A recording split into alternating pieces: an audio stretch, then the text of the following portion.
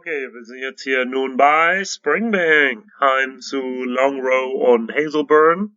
Nicole ist weiterhin unser Tourguide und ihr werdet ungefähr eine halbe Stunde lang zuhören dürfen, wie sie uns da durchführt, durch diese ganzen Produktionsschritte. Und ja, die bewegte Bilder, meine Videos sind hoffentlich eine tolle Unterstützung für euch. So, this is Scotland's oldest independently owned distillery. Established in 1828, Springbank was founded by a man called Archibald Mitchell, who founded the distillery on the site of his previously illicit still. So although whisky was kind of legitimised in the earlier 1800s, I think they'd been making whisky illegally for decades and centuries before that. The Mitchell family themselves originally came from the lowlands of Scotland and relocated to the Kintyre area in the 1600s, so they'd been here for quite a while. As we've talked about earlier, there were a lot of distilleries in Campbelltown, and when we're standing here, to this side, this building here, is our bottling hall. If you listen, you can hear them bottling away. And behind that is the spire of the Lorne and Lowland Church, which we saw through the window, the Glengyle logo. This bottling hall, where our bottling hall is now, this building was once a warehouse for the now extinct Longrow Distillery. Mm-hmm. And it said that the man who owned the Longrow Distillery paid, of the £1,100 needed to build this church spire, he paid £1,000. So paid for most of it. And it was said that there were almost as many churches in Campbelltown as distilleries, because all the distillery owners would pay for churches to be built in penance for making the devil's drink. So that was the part of the Longrow Distillery, which would have been in this area here. Hello there. Hiya. Nowadays at Springbank we make 3 different brands of whisky. The Longrow Distillery, which is obviously named after, or the Longrow Spirit or whisky that's named after this extinct distillery. Hazelburn whisky, single malt whisky, is named after another of Campbelltown's lost distilleries, which you can still see. As you drive out of town this way, you'll pass the petrol station on the right hand side, and just next to that there's a building which is Hazelburn Industrial Estate now. There's an archway. That was Hazelburn Distillery. And interestingly, that's where Masataka Taketsuru spent the majority of his time learning how to make whisky while in Scotland. He spent most of it at Hazelburn. That was about 102 years ago now. We had the centenary anniversary of that a couple of years ago, his time in Campbelltown. So 3 very different styles or brands of whisky made in the same distillery. Hazelburn, triple distilled, unpeated, makes up about 10% of our annual production. We tend to make it at the beginning of the year in January, when everything's had 3 months of maintenance and cleaning, and start fresh with Hazelburn non-peated. Then we tend to make Longrow in February. It also accounts for 10% of our annual production, is more heavily peated and double distilled. And then the Springbank original recipe is 2.5 times distilled. We'll talk about that when we go into the still house. And nice and lightly peated, like the Kilkerran that you've just tried, about 10 to 12 ppm. So when we're moving around, we just stay within these yellow lines wherever they are, and we'll try and have a wee quick look in places that we maybe don't ordinarily go on distillery tours as well. So you come this way, see the top of the kiln. So on a Monday and a Wednesday, you see the smoke billowing out here, but not today. And then this building at the end is where all of the malt barns, or is the malt barn. So we've got 3 floors. The top floor is no longer used. It's where we store our local barley once it's harvested, until it's being distilled with, or malted and distilled with. And then on the second floor we can malt up to 11 tonnes of barley, and on the ground floor up to 13 tonnes of barley. These malt barns are operational 50 or so weeks of the year. Mm-hmm. So come on in. So I'll tell you briefly what's happening in here, and then we can maybe go and have a quick look upstairs and see where the steeping happens, and there might be some action going on up there as well. But I know that most of you know the process fairly well, so I'll just tell you about the distillery and what we do and what we're using. This particular variety of barley that we're using at the moment is Sassy barley. We get our barley from Highland Grain Limited, which are based in Inverness, and that barley will predominantly be grown in Cromarty, which is in the Inverness-shire area as well, so in the north of Scotland. Springbank, I believe, is the only distillery in Scotland that does 100% of the process in-house, so every grain of barley that's used to make Longrow, Hazel, Springbank whiskies is malted on one of our 2 malting floors. So the barley that we have here is maybe about 2 or 3 days into the process of germination, but it would have started its journey on the 2nd floor where it would have been steeped. So when it's delivered in, it comes into 2 big silos outside this room, each hold about 30 tonnes of grain. And then it comes into the steeping tank upstairs, water's added from that cross hill walk that we've talked about, and soaked into the grain over the first, I think it's up to 38 hours. There's a 12-hour soaking period, 12 hours of aeration, followed by 14 hours of soaking once again, before it's then hand shovelled out of the steep tank upstairs and laid on the floor. If it's coming down to this floor, they open some hatches in the bottom of the steeping tank, and it comes into 3 big piles in this corner, and then they'll spread it out as you see it now. In here, we turn the barley every 4 hours, and we alternate between turning by hand using the metal grubber here, and the electric turner, which is over here. So you can tell what's most recently been used. When you turn by hand, the barley lays in puddles like this with a peel. Whereas if we use the electric turner, which I think they're doing upstairs right now, you'll see that it really throws the barley out and it's like a smooth carpet. So alternating every 4 hours. We also do local barley. So every year we contract a local farmer to grow barley on our behalf. We get normally about 20 tonnes each year.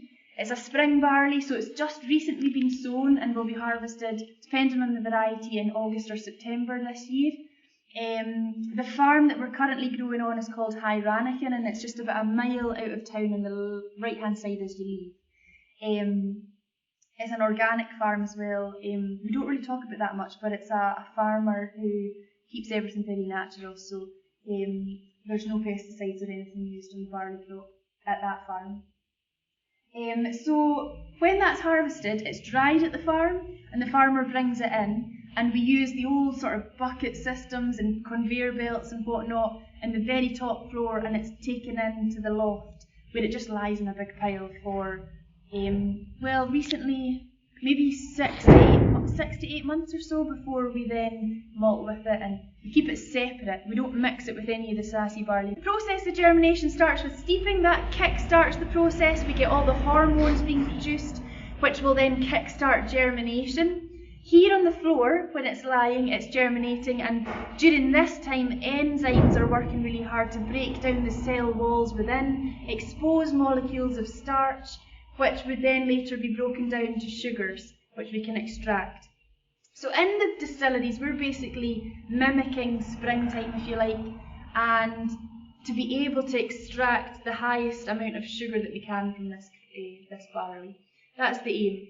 So if we allowed this to lie here for longer than the 6 days that we allow it, the grain would start to, or the enzymes would start to break down the starches to sugars and use the sugars to grow further. But we are controlling this so that we can stop the germination process by drying in the kiln, preserving the enzymes to later kickstart the process again and extract the sugars when we need them in mashing. Does anyone have any questions just now? You're all good. That's great. So when you're ready, you can take photos if you want. We're going to head just up the stairs. Gold for Springbank 21, green for the 15, and it goes on. Yeah.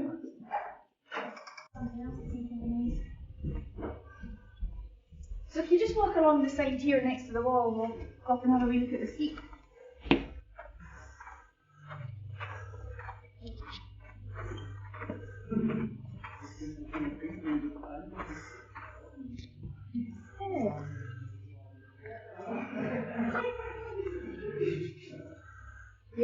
course, yeah.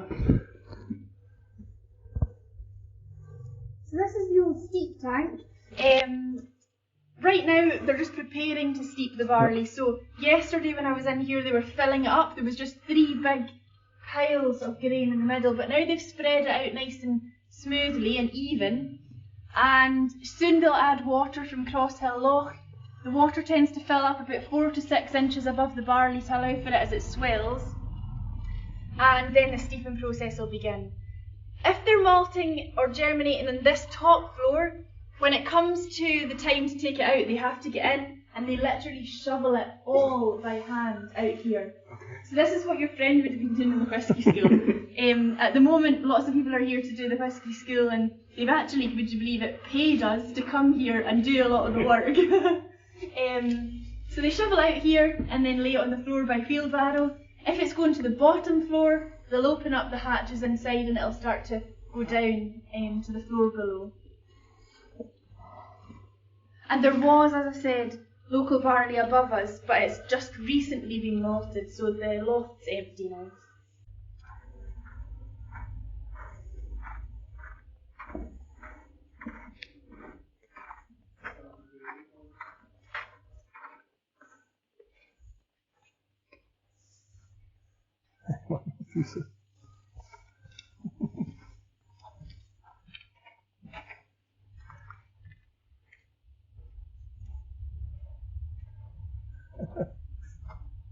That's cool.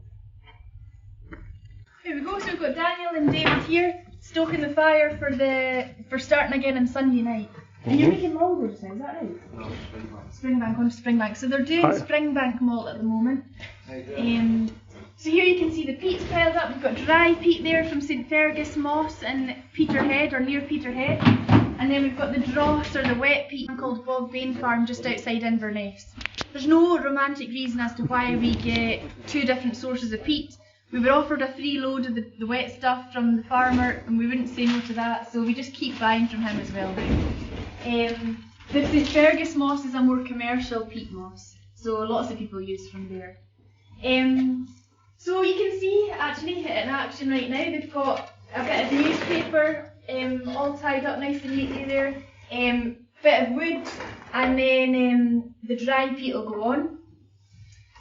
When the barley's carried over from, you're welcome to come in a bit if you want.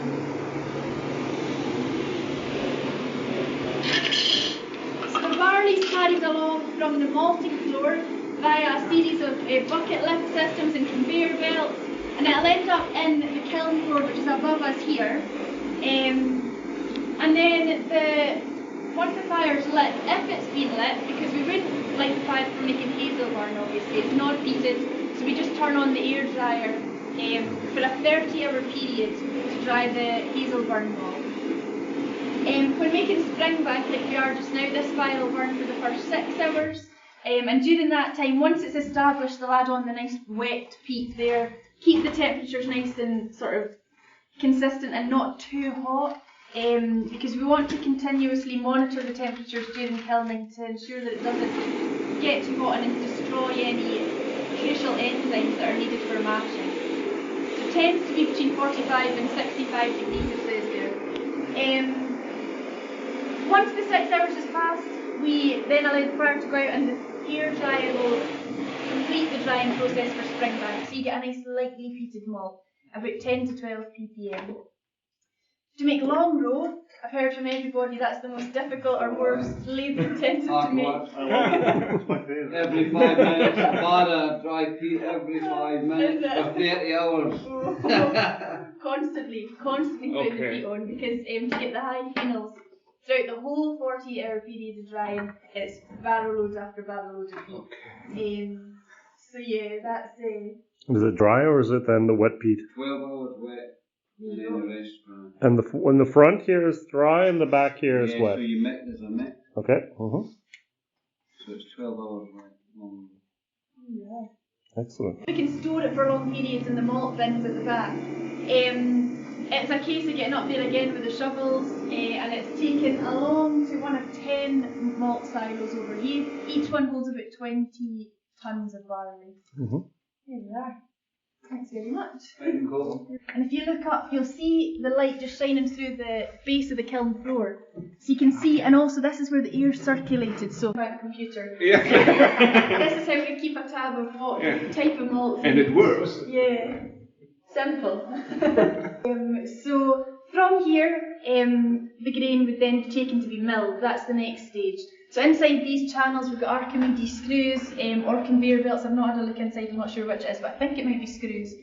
So the base can be opened, all the barley funnels down. In here it's carried along, drops down and is carried along that way. And then another lift system will carry it up 2 floors to begin the process of milling.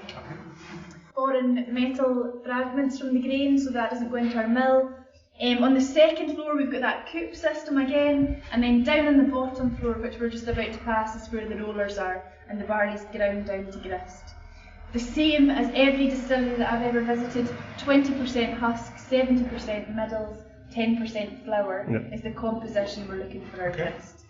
So this is the open top plough and rake mash tun. It's Victorian, it's about 100 years old. And in this pipe here is where the grist from above is held in a tank above us here, like a silo again. The grist funnels down, and in this pipe here it's mixed with the water and comes in. So this one's a bit different how it operates in comparison to Glengyle. About 3.5 tons of barley comes into any one mash here. Once it's filled, it comes right up to here with water. It's kind of overflowing. They've got a wee, look at this old like badminton bat where they go around and like push it in. They do. And it's like tiny. Just so that it doesn't spill over the edge. And then they turn on the rake for 2 revolutions, and then they let it settle. And we have 4 waters in this mash tun because it's less easy to clean. So the first water, when it's drained via this underback, goes to the washback. The second water, hotter, enters, again 2 revolutions, is drained after half an hour and comes to the same washback. And then we have a third water, which when drained is kept for the first water in the next mash. And then a 4th water, so there's 4 waters here, which is more unusual. And that 4th water, when it comes in, we turn on the plough and rake continuously and mash it all down to a slurry, and then that can be pumped up to the drainer, which is outside, it's quite high. And then there, any residual water is taken away to be used in part as the second water, and all the draff will be taken away by the farmer to feed the cows. So you can see actually, obviously then at Springbank we're using the soak. And there are no blades. No blades. So they use this, and that stops the foam. So in here we've got 6 washbacks. This one here is brand new, made from Douglas fir, but the rest of them are large, goat skin large. Each one will hold about 21,000 litres. It's the same as Glengyle. 75 kilos of yeast going in, and the fermentation time is about 100 to 110 hours. The one that this replaced had been in use for about 40 years, until just this March it was taken out and this new one's gone in. So in the end, at Springbank we get quite a low strength wash. It's about 4 to 4.5% normally. And that's, I think, because we use so much water during the mashing process for that mash tun, so it's a more diluted solution. But high in all these lovely esters and getting all those lovely fruity, sweet characteristics, just as it always has been at Springbank. So, as I said, it's not about efficiency and sort of profit and yield and everything here. It's very much about quality, tradition, and just doing what's always been done. So at the end of this time we've got our wash, which comes along to one of these tanks here to then feed into the wash still, which is the big riveted one on the left hand side. See, there's 3 big tanks. One's our spirit receiver tank for the new make, the heart, the low wines tank's in the middle, and over here is the faints tank, just below the spirit safe. Okay. So here, actually, quite unusually at Springbank, from the beginning, there have been 3 stills, which is fairly unusual because in Scotch whisky distilleries you tend to find pairs of stills, not 3. I don't know why. The only thing I can think is maybe back then, with so many distilleries kind of opening and the industry booming and growing, is maybe they thought something different, a point of difference, and maybe our spirit might be better if we triple or partially triple the still. I don't know the reason why, but there's always been 3 stills at Springbank. They would have all been direct fired at one stage. That seems to be a thing of the past, but here at Springbank we still have one. Our wash still is both heated by steam and a direct heat source. So when this one's going, the flame's normally burning in here. Not by coal anymore, as it probably once was, but it's still steaming, so they've just finished something, or cleaning it maybe. So this one here is the oldest of the stills. The other 2 have been more recently replaced, but we think this one, as again, records are not great, so we think this one was installed about the 1940s, and it's riveted, as you can see, in comparison to these which are welded together. This one as well, because it has the direct heat source, has a rummager inside, so to avoid the yeast residue particularly, which settles on the bottom from sticking or baking to the base with the direct heat source, there's a rummager, so it's a piece of an arm, if you like, with a piece of chainmail on the end, which constantly turns throughout the process of it distilling and keeps the base nice and clean. So in here, about 10,500 litres of wash, about 4% strength come in. The spirit is distilled, all the vapours travel up, outside via the line arm to a tube and shell condenser is attached to this one. And that spirit then trickles down along and through the first window in our spirit safe, through the first spout, down to the low wines tank in the middle. Our low wines are about 20 to 25% strength. Then, to make Springbank, I'm just describing, you can see on the wall here we've got 3 different distillation methods. Hazel Burn is fully triple distilled, Long Row is a regular, like Glengyle, 2 times distilled whisky, and then Springbank, which I'm describing now, is it's not really 5, but we call it 2.5 distilled. So to make Springbank, we take low wines from the low wines tank, fill it into our first low wine still, and distill that again. So again, all our lovely vapours are travelling up, along, and out to a worm tub condenser at the back. So in this distillation, it's a worm tub condenser. And that spirit trickles down through our spirit safe, and all of that liquid, the faints, will be collected in the faints tank. Then, in our final distillation, we take a mixture of low wines and faints and combine them and distill. So we take 80% from our faints tank, 20% from the low wines tank, and then it comes into this second low wine still here. And it's in this distillation that we separate our heads from our heart and our tails.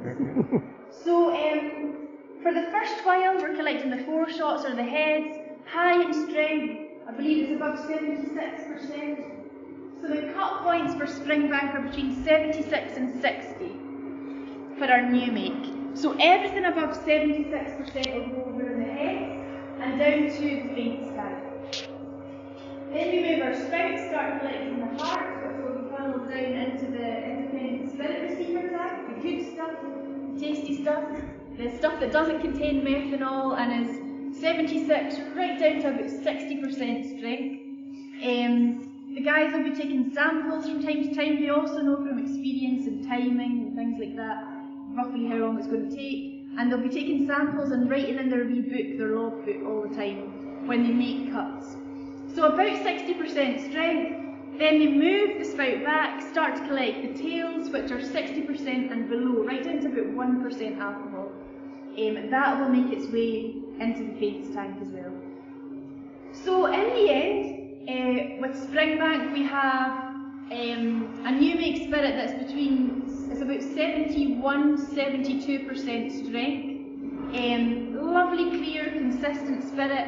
Our new make is then, at the end of the week, it's continuously put into a big tank through in our filling store. And then, as I said, on Friday today, they'll be filling. They might well be doing it right now, actually. So we might see them doing it. Filling the new make into casks and then taking them to one of the warehouses on site. So the two places that the whole production process varies in order to make these three different brands is only in the distillation stage and in the kilning stage, depending on the level of heating we're looking for each. Back to the mashing process, when we talked about mashing down all the grist to a slurry, it's then pumped right up this way. The water's taken away, reused, and then all the draft comes down and into the cooler here, and it's taken away by the farmer to feed to the cattle on a nearby farm called Drumalay, near where our barley's being grown just now, actually. So this is normally a hive of activity on a Friday anyway. Here is where all the new make spirits held. As we said, about 71 to 72% strength, so they add water, reducing it to 63.5. All these casks are stenciled and ready to be filled with long row, so it's obviously long row that we've been distilling most recently. The casks are weighed when they're empty, filled, weighed again when they're full, calculate how much has gone into them, and then that'll be stenciled on here before rolling them out and taking them to one of the warehouses. We don't keep them in any one particular area or meticulous order. There's long row, side by side, Kilkerran, Hazel, Springbank maturing in the warehouses, so you don't keep any one particular in one area. I suppose that's for safety reasons that more than anything as well. If you were to lose a warehouse, you wouldn't lose all of one particular batch or brand or anything like that. So this is the original Excise office. That's where the exciseman would have stayed, and actually even still today, Gavin, who's out there, would normally stand in there and be writing everything down. Bourbon casks and sherry casks, fresh sherry casks, we buy from Miguel Martin in Spain. He's in the Jerez region, but has a company basically servicing the whisky industry. They season casks for the whisky industry with sherry. Which is really what all sherry casks used in the industry are like. You don't really get bodegas giving out casks because it doesn't really work in the sherry industry that way. When casks are in bodegas, they're there to stay, unless they are damaged in some way. So here we can see mainly sherry casks. There's a few bourbon at the back there. We don't conform to any one bourbon distillery or anything like that, so you'll see Jack Daniels, Heaven Hill, lots of different types from time to time. From here, we can go a wee short walk into the warehouse, and I'll do a special dram for you. So this is warehouse number 3. This is the number 3. Yeah. So this is the one that we bring tours into because it's one of the old. It's accessible more than the rest of them as well. As we said, we've got Kilkerran there beside a Springbank. There's a Hazel behind. We've even got a Jura cask here where we were supposed to go. That's about as close as you'll get to Jura now. This time anyway. And that's because we have an independent bottling company as well within the group, Cadenheads, who are the oldest independent bottlers in Scotland. Originally from Aberdeenshire, but I believe was bought by Mr. Wright in the 70s. And now the headquarters are in Campbelltown. So that's why you find other obscure casks like that in our warehouses. These warehouses contribute hugely to the sort of characteristics and flavours that you find in your Springbank whiskies. People often describe our whiskies as quite dirty, quite farmyardy. There's a funkiness about them, an earthiness, and that's because we get all those characteristics developing in warehouses just like this one, where there's a particular type of mould that grows in the walls and feeds on the alcohol vapours, and it contributes, along with the earthen floors and the salty air, because we're right by the sea, to all the sort of unique characteristics and flavours that you find in Campbelltown whiskies. And Finlay, our director of production, always knows the kind of wee hot spots where you get that. So if he needs to add a wee bit more of that to any particular vatting, he knows where to find the casks. Okay. So, is everyone majorly into like Springbank? That's the one. Okay. So, because we've got a Hazelburn, a Longbow, and a Springbank, but I think we'll open the Springbank. So this is a 31-year-old Springbank. It's almost as old as me. So this was going to be vatted for the 30-year-old edition that we're going to be releasing sometime soon. Because it was such a good cask on its own, Finlay kept it aside and said we'll just drink that as a single cask because it's excellent. Okay. So it's escaped the vatting. There we go.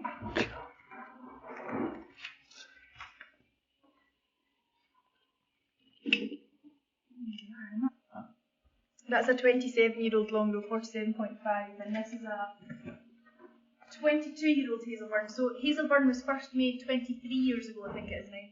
So that was in the second year of whenever making it. Yeah. Also, man sieht hier die tolle Truppe, mit dem wir hier unterwegs sind. Eine Person kommt noch ab Montag dazu. Wir haben auch den natürlichen Giftshop Handfills mitgebracht. Der Regel momentan in Covid bestimmtes Land ist, nichts darf selbst abgefüllt werden. Die wurden abgefüllt, wir dürfen die Flaschen mitnehmen. Und wir haben auch noch ein Warehouse-Tasting direkt anschließend.